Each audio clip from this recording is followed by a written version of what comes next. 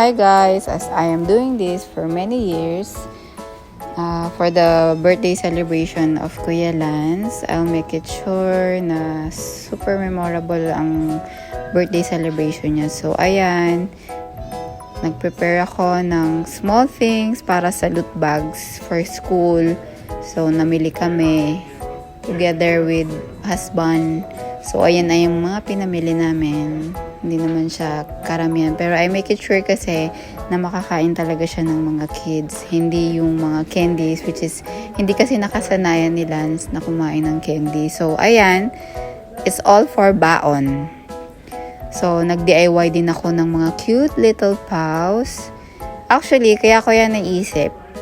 Pumunta kami sa isang party center where mahal yung every loot bag.